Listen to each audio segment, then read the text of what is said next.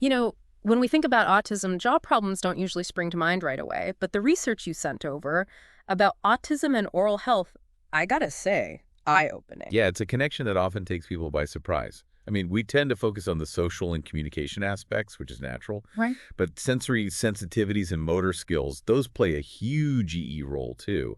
And that's where things get really interesting with oral health. Okay, so let's unpack this a little.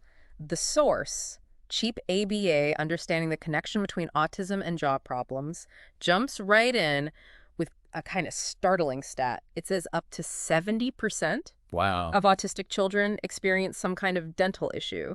And for neurotypical kids, it's what, like 20%? Yeah. Maybe even less. It's a stark It's difference. huge. And it's not just cavities we're talking about. Yeah. It's chronic jaw pain, difficulty chewing, heck, even just going to the dentist. That whole Oh, I experience bet. can be a huge hurdle for lots of folks. Almost half the parents, in fact, report their autistic children having a really rough time with dental visits, specifically because of sensory overload.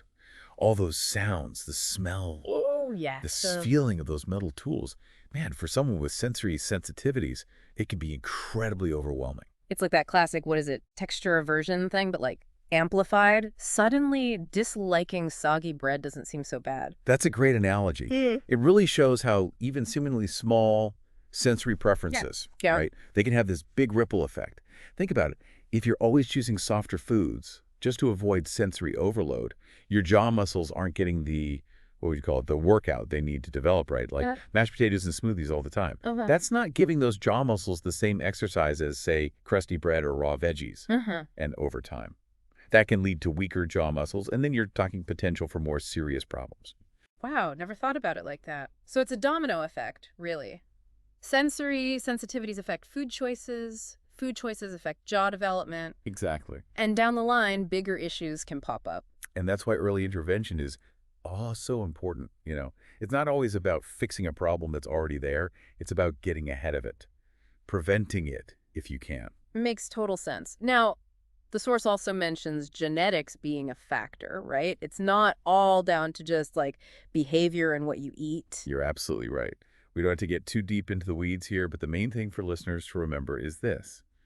For some individuals with autism, there's a biological component to these jaw problems. It's not as simple as just trying harder or learning to cope. There can be underlying factors at play. Which makes understanding this and addressing it even more crucial. So where do we go from here? Like, knowing all this is one thing, but for our listeners, especially those hearing this and relating it to their own lives, what can they actually do? That's the million-dollar question, Riley. And the good news is, once we understand these things, these factors, it lets us look for solutions that actually make sense. And there are some promising approaches out there. Okay, that's good to hear. So what does the source recommend? Where do we even begin? Well, the first one, maybe the most obvious one, is early and frequent dental visits. But, and this is huge it's got to be with a dentist who gets it, a dentist who understands autism and sensory processing differences. So not just finding a dentist that's like good with kids. Right. Not even close. We're not just talking about a colorful waiting room and a treasure chest at the end. This goes way deeper. We need dentists who are trained to recognize sensory overload and adapt to it. Dimming the lights, minimizing sounds, even just how they explain the procedures. It all makes a difference. So it's about creating a sensory-friendly environment. Exactly. For someone with a sensory sensitivities, a normal dental visit, that can be almost traumatic. But this sensory-friendly approach, that can actually turn the whole thing around, make it even a positive experience. Which not only is it less stressful, but I mean, it probably sets the stage for better oral health overall, right? Yeah. If you hate going to the dentist, let's be real, you're going to avoid it. Exactly. And the support shouldn't stop at the dentist chair either. The source talks about oral motor therapy.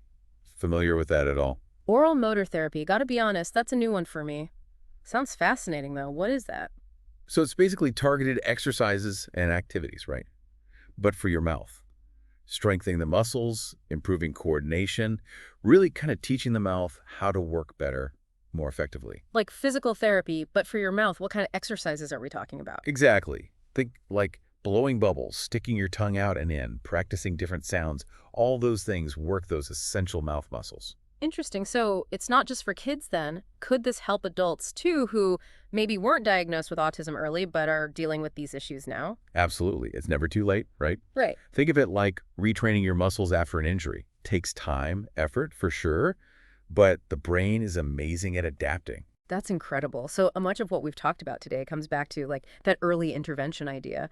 But it's really encouraging knowing there are things people can do, At any age, there's potential for improvement. Exactly. And speaking of empowerment, there's another key aspect the research highlighted, the role of parents. Right. It talks about how crucial it is to empower parents. Mm. And I think that's brilliant. It all circles back, back to that behavioral component we were discussing earlier. Right. When parents have the knowledge, when they have the tools to make, oral hygiene at home, when they can make that a positive experience, a manageable part of their child's routine, it really sets everyone up for success. It's taking something that could be a daily struggle and making it positive. For the individual with autism, for their families, everybody wins. Exactly. It's about creating those positive experiences early on, building those habits, and that's empowering for everyone involved.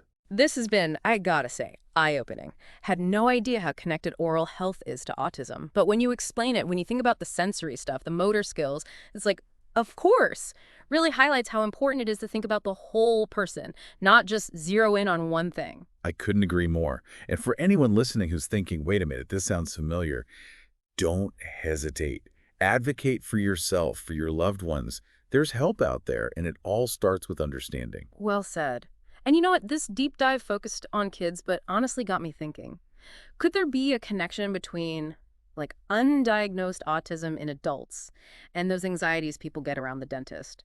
Or even unexplained jaw pain? Something to think about. That's a fascinating thought, really. Yeah, Speaks to how much we still don't know and how important those questions are to keep asking. absolutely. On that note, we'll leave you to chew on that thought. Until next time, keep those brains engaged and those deep dives coming.